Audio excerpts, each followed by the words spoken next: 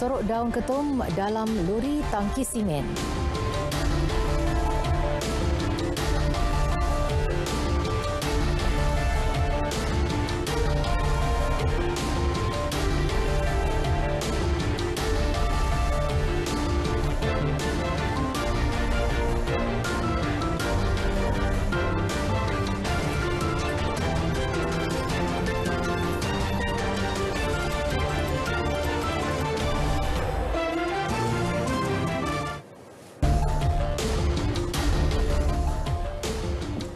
Assalamualaikum dan salam sejahtera saudara. Anda bersama saya Nur Alis, Adil Akbar untuk laporan berita tengah malam ini.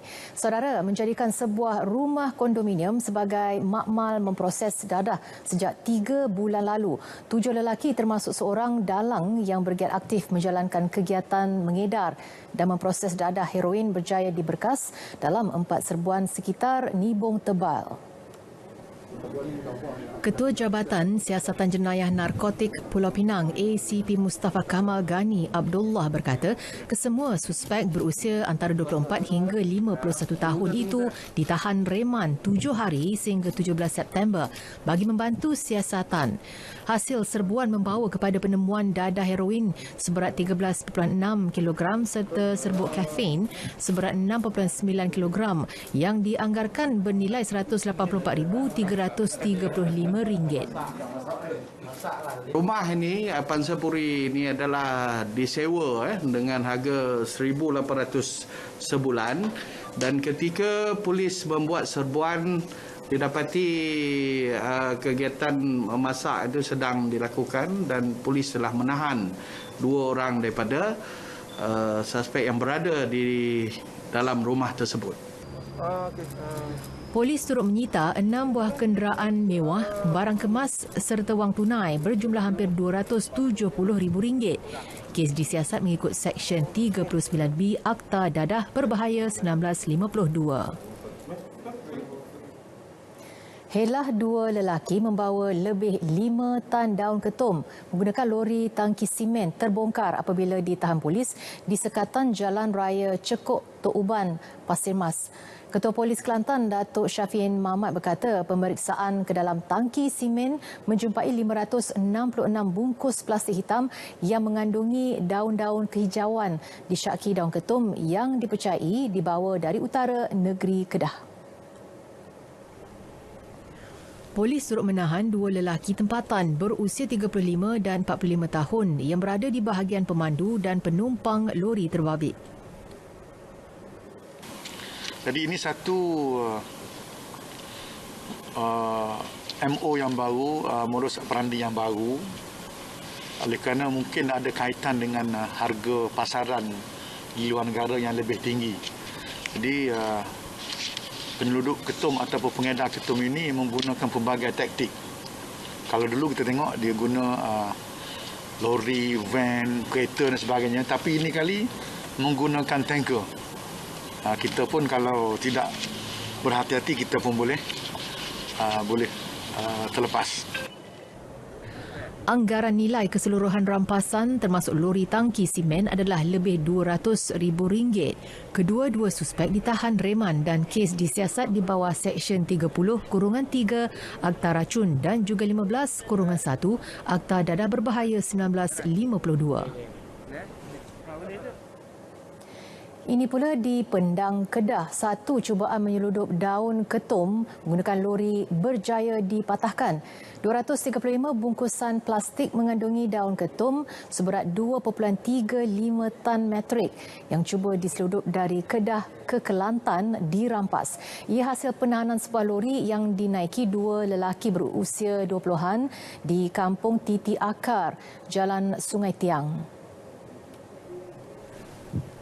Ketua Polis Daerah Pendang DSP Ariz Syam Hamizah dalam kenyataan berkata lori berkenaan ditahan sepasukan anggota dari Balai Polis Sungai Tiang yang sedang melakukan pemantauan di kawasan berkenaan. Siasatan awal mendapati daun ketum berkenaan diambil daripada seorang pembekal di sempadan daerah di Kuala Nerang, Kampung Lampam untuk dihantar kepada pembeli di Kelantan. Kedua-dua suspek dipercayai memperoleh upah sebanyak RM300 untuk menghantar bekalan tersebut. Kes disiasat di bawah Seksyen 30-3 Akta Racun 1952. Saudara, jumlah kes baharu COVID-19 hari ini 15,669 kes, menjadikan kumulatif kes 2.01 juta kes. 29 kluster baharu dicatatkan dan daripada jumlah itu, sebanyak 14 kluster merupakan kluster tempat kerja.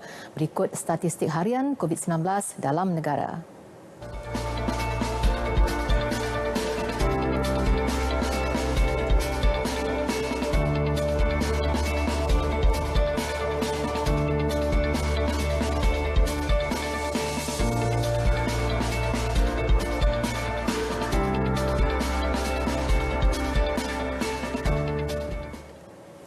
Keputusan membuka semula 11 sektor ekonomi di negeri-negeri fasa 1 Pelan Pemulihan Negara adalah wajar.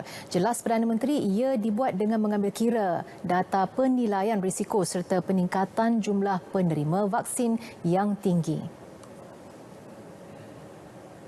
Selain itu, pelaksanaan SOP yang ketat turut dilakukan di semua sektor terlibat termasuk hanya membenarkan pelanggan yang lengkap divaksinasi sahaja masuk ke premis dan pekerja-pekerja juga perlu lengkap menerima 2 dos vaksin. Langkah mengurung rakyat tidak lagi dilihat sebagai sesuai, malah dikuatiri mendatangkan lebih banyak implikasi termasuk kesihatan mental. Sekaligus kita perlu memberi keutamaan dengan membuka sektor ekonomi. Pembukaan ekonomi bukan saja dapat membantu mempercepatkan pemulihan ekonomi, malah memberikan peluang dan ruang untuk rakyat memperbaiki hidup. Kerajaan bersedia mempertimbang cadangan melaksana moratorium bayaran balik pinjaman bank tanpa faedah terakru bagi membantu rakyat yang terkesan akibat pandemik COVID-19. Perdana Menteri Datuk Seri Ismail Sabri Yaakob berkata cadangan tersebut akan dibincangkan bersama Menteri Keuangan. Moratorium dengan faedah terakru menyebabkan peminjam perlu membayar kadar faedah terakru yang tinggi selepas tempoh moratorium berakhir. InsyaAllah cadangan daripada Yang Berhormat tersebut kita akan bincang dengan Menteri Keuangan. Ya, kita faham situasi yang dihadapi oleh rakyat. InsyaAllah kita akan cuba membantu sebaik-baiknya. Penjelasan itu menjawab pertanyaan Wakil Pontian Datuk Seri Ahmad Maslan mengenai langkah kerajaan mengatasi isu hutang isi rumah di Malaysia yang meningkat 5.5% ketika pandemik COVID-19. Mesyuarat Jawatan Kuasa Khas Pengurusan Pandemik bersetuju membenarkan beberapa kelonggaran baharu SOP Pelan Pemulihan Negara. Kelonggaran itu melibatkan sektor ekonomi dan sosial yang dinilai berada pada tahap risiko rendah. Menteri Kanan Pertahanan Datuk Seri Hishamuddin Tun Hussein berkata kelonggaran tambahan tersebut akan diumumkan Perdana Menteri dalam masa terdekat. Kelonggaran-kelonggaran yang telah dipersetujui secara prinsipnya untuk dibincangkan hari ini telah pun kita bincangkan dan dipersetujui. Yang Amat Berhormat Perdana Menteri akan mengumumkan dalam masa terdekat ini. Saya akan bawa keputusan perbincangan 4 menteri ini kepada Yang Amat Berhormat hari ini dan beliau akan menentukan masa dan tempat untuk mengumumkan kelonggaran-kelonggaran selanjutnya. Datuk Seri Hishamuddin berkata demikian pada sidang media bersama Menteri Kesihatan Khairi Jamaluddin, Menteri Keuangan Datuk Seri Tengku Zafrul Abdul Aziz serta Menteri Komunikasi dan Multimedia Tan Sri Anwar Musa.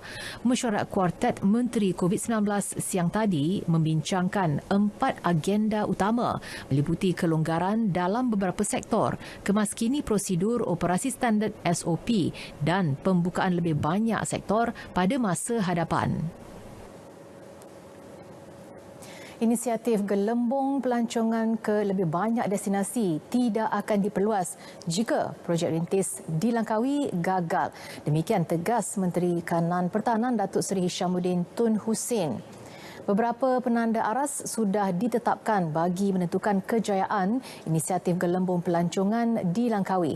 Antaranya jumlah kes COVID-19 dan penggunaan katil di hospital selain kadar vaksinasi. Indikator tersebut sama seperti yang digunakan untuk peralihan fasa dalam Pelan Pemulihan Negara. Tapi saya nak beri penekanan kepada YBNC dan Kementerian Pelancongan kena cari betul-betul SOP yang boleh dipatuhi. Harap-harap tidak ada spike dalam kes-kes COVID, dan kalau sekiranya ada pun kes COVID, kita mempunyai cukup backup dari segi kesihatan hospital dan sebagainya. Itu semua kena fikir. But most important, the people who are going to Langkawi must be disciplined, must be vaccinated, dan kita tengah fikirkan dari segi must be tested or not. Beliau memaklumkannya pada sidang media selepas mesyuarat Kuartet Menteri COVID-19 di Parlimen. Meski negara dilanda pandemik COVID-19 dan Kementerian Kesihatan KKM banyak memberi tumpuan kepada memulihkan pandemik itu, namun KKM tidak menghentikan atau mengurangkan perkhidmatan kepada pesakit bukan COVID-19, terutamanya bagi kes kecemasan dan separa kecemasan. Menterinya Khairi Jamaluddin berkata pelan khusus sudah disediakan bagi memastikan pesakit bukan COVID-19 mendapat rawatan sewajarnya. Antara yang dilaksana termasuk pemanjangan waktu operasi klinik pakar atau Dewan Bedah selepas waktu pejabat termasuk pada Sabtu bagi hospital tertentu. Juga mengoptimumkan penggunaan hospital bukan pakar dan Hospital Angkatan Tentera Malaysia bagi melaksana pembedahan tertentu melalui konsep hospital kluster. Yang ketiga, mobilisasi pakar KKM dan pakar swasta ke hospital yang tidak menyediakan perkhidmatan kepakaran tertentu. Jadi remobilisation staff ataupun pakar specialty KKM dan juga swasta. Keempat, outsourcing penyumber luaran perkhidmatan tertentu kepada hospital swasta untuk mengurangkan waktu menunggu prosedur ataupun pembedahan.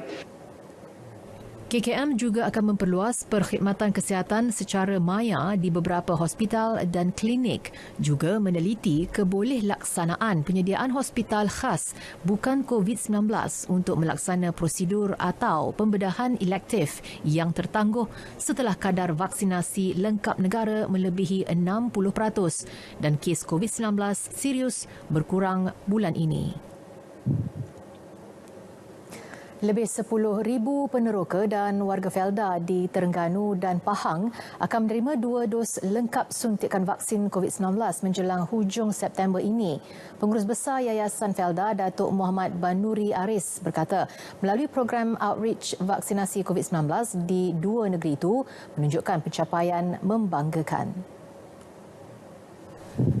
Program berkenaan telah dilaksanakan di Pahang membabitkan 4 wilayah itu Felda Mempaga, Jengke dan Kuantan di mana lebih 2,000 warga peneroka telah divaksin. Dan kini ia sedang dilaksanakan di seluruh Felda wilayah Terengganu yang menyasarkan kira-kira 7,000 komuniti peneroka. Dan kita mensasarkan satu hari lebih kurang 1,000 penyertaan. Itu sasaran kita. Pihak CITF Negeri dan KKM juga telah memberikan kita satu kota yang baik untuk vaksinasi ini. Dan hari ini Alhamdulillah pihak Kementerian Kesihatan dan pihak PKD juga memberikan komitmen yang sungguh padu kepada kita untuk melaksanakan program yang sama. Kehadiran Yayasan Felda ini sekadar untuk membantu dan memastikan komuniti Felda dan kampung-kampung berhampiran dengan Felda ini dapat menerima vaksin ini.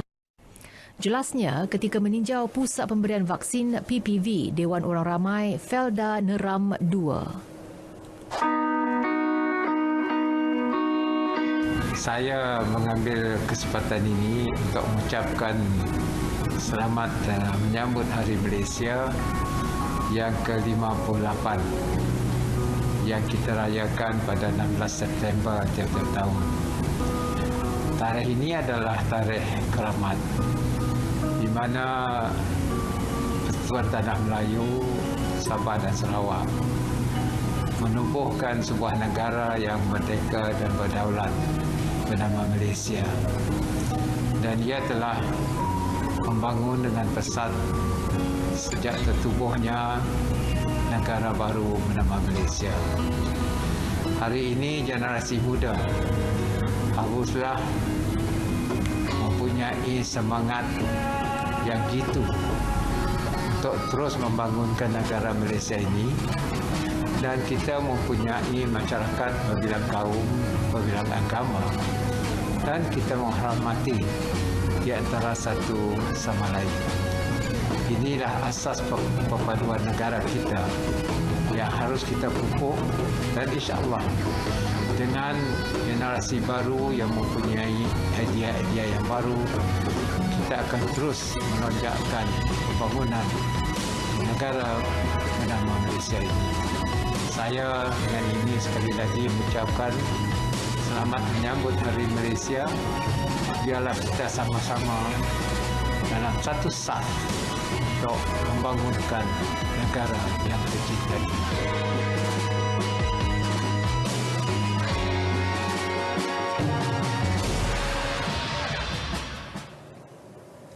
Masih bersama kami dalam Berita Tengah Malam. Kemasukan pelajar Institusi Pengajian Tinggi IPT secara fizikal ke kampus akan dilaksanakan secara berperingkat bermula 15 Oktober ini. Ia melibatkan pelajar yang telah lengkap vaksinasi COVID-19, merangkumi semua kategori pelajar dan semua fasa Pelan Pemulihan Negara PPN, dengan keutamaan diberikan kepada pelajar berkeperluan. Memaklumkannya menerusi sidang media secara maya, Menteri Pengajian Tinggi Datuk Seri Dr. Noraini Ahmad berkata, selain pelajar, hanya staf yang telah lengkap vaksinasi serta melepasi tempoh keberkesanan vaksin dibenarkan untuk berada di kampus. Ini merupakan satu langkah bagi membentuk persekitaran yang selamat dan herd immunity di kampus. Bagi pelajar yang tidak boleh divaksin atas faktor kesihatan, mereka diminta untuk menghubungi IPT masing-masing untuk penyelarasan. Kemasukan pelajar juga tertakluk kepada kapasiti IPT dan pematuhan SOP yang ditetapkan. Mengenai pergerakan pelajar kembali ke kampus, Datuk Seri Dr. Noraini berkata proses kemasukan mengikut kalender akademik IPT. Bagi pelajar IPT di Semenanjung, mereka hanya perlu mendapatkan surat kebenaran kembali ke kampus daripada IPT masing-masing. Manakala pelajar IPT di Sarawak, Sabah dan Labuan tertakluk kepada SOP yang dikuatkuasakan negeri masing-masing. Semua guru diminta memberikan sokongan dan kepercayaan kepada kerajaan bagi menjayakan sesi pembukaan persekolahan 3 Oktober ini. Setiausaha Agung Kesatuan Perkhidmatan Perguruan Kebangsaan Malaysia NUTP, Meja Bersekutu Wang Heng Suan optimis keputusan Kementerian Pendidikan turut mengambil kira faktor keselamatan murid demi memastikan tiada sebarang masalah berlaku. Keputusan ini tidak dibuat secara apa dikatakan atas kehendak kementerian ataupun yang berhormat.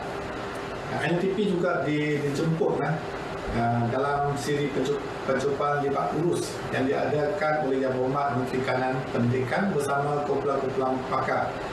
Dan kita melihat juga YB juga menjemput ataupun melibat urus masyarakat tempatan atau ibu bapa ataupun majlis pengetua dan guru besar. Jadi kita lihat keputusan ini dibuat berdasarkan keputusan orang ramai. NUTP berharap warga pendidik sentiasa mengingatkan diri murid dan ibu bapa tentang pentingnya menjaga prosedur operasi standard SOP apabila sekolah dibuka kelak. Teknologi Industri 4.0 berasaskan pembangunan tempatan berteknologi tinggi perlu diberi penekanan dalam menghadapi situasi pandemik yang mencabar. Ini termasuk memberi tumpuan kepada usahawan dari golongan B40 dan M40 yang berkecimpung dalam aktiviti berlandaskan inovasi dan ekonomi digital. Menteri Sains, Teknologi dan Inovasi Datuk Seri Dr. Adham Baba berkata kementeriannya komited untuk terus menerajui bidang teknologi industri 4.0 seperti drone, internet kebendaan dan kecerdasan buatan. Antara usaha yang dijalankan MOSTI termasuklah pembangunan vaksin COVID-19 dan vaksin bagi penyakit-penyakit tropika. Menerusi usaha ini juga dijangkakan ramai saintis dan pakar pembangunan vaksin akan dilahirkan. Beliau berkata demikian pada perasmian acara kemuncak program Perbadanan Pembangunan Teknologi Malaysia MTDC Industri 4.0 Tech Week secara maya.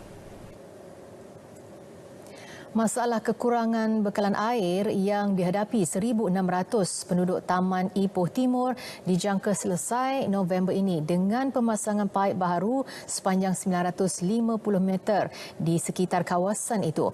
Pengerusi Jawatankuasa Infrastruktur, Tenaga, Air dan Pengangkutan Awam Negeri, Datuk Muhammad Zulkafli Harun berkata ia merupakan salah satu usaha yang dilaksanakan menerusi program penggantian paip lama secara berkala di Perak. Sehingga kini, paip lama dan usang sepanjang 95 km telah siap diganti sehingga Julai lalu oleh Lembaga Air Perak LAP. LAP dalam proses penyediaan sebuah harga bagi menektaran rangkaian paip agihan yang telah dikenal pasti termasuk di kawasan Taman Ipoh Timur. Di samping itu, tangki agihan di kawasan ini juga akan dinektara supaya bekalan air lebih stabil. Begitu disertakan kos awalan penyediaan sebuah harga cadangan bagi kerja-kerja penggantian paip, iaitu 200 mm CLMS 640 meter di laluan prajurit 1, kosnya sebanyak RM260,000.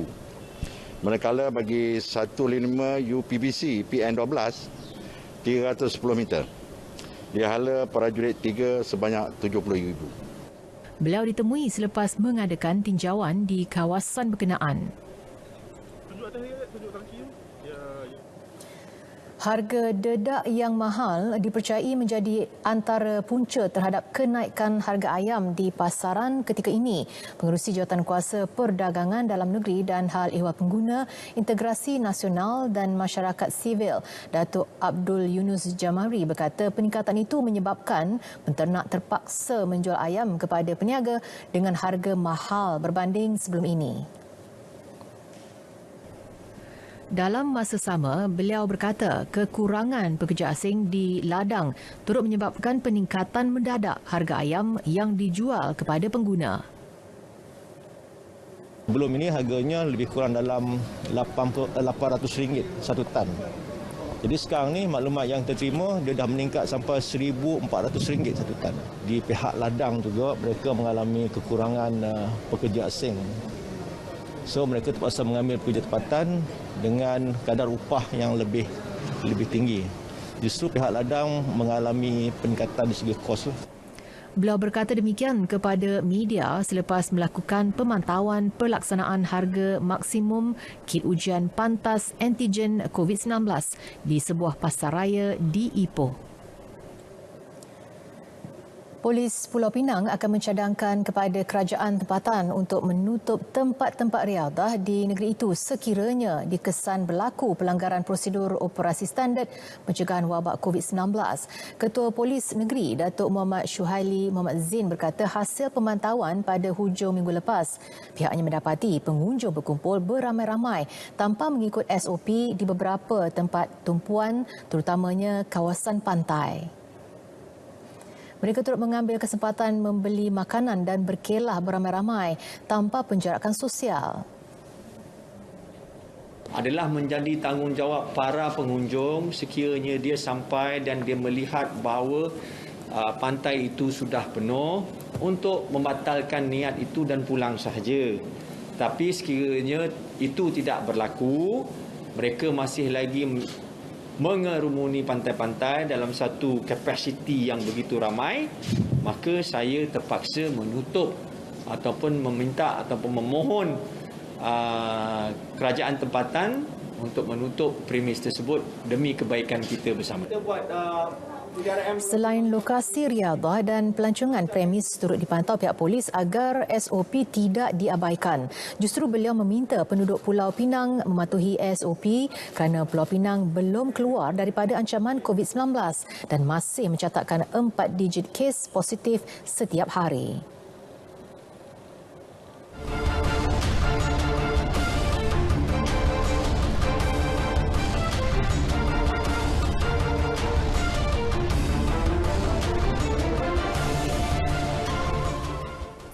Kita ikuti perkembangan sukan.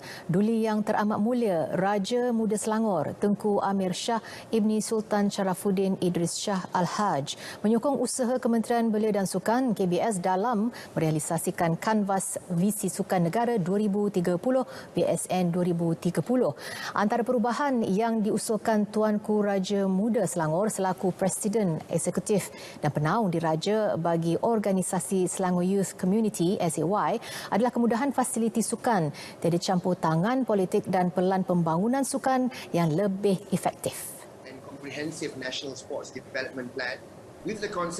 VSN 2030 merupakan perancangan 10 tahun Malaysia dalam memperkasa polisi industri sukan supaya menjadi lebih komprehensif, bersepadu dan kolektif.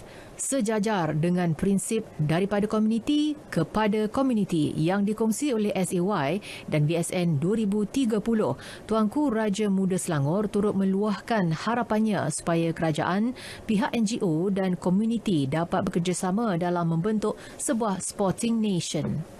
So obviously we as an NGO are committed to better the nation, right? And only by working together with the government that we can truly reach out and impact as many individuals and talent that we can. Baginda berucap dalam sebuah acara dalam talian yang dianjurkan organisasi SAY dengan kerjasama Kelab Bola Sepak Selangor dan Persatuan Bola Sepak Selangor.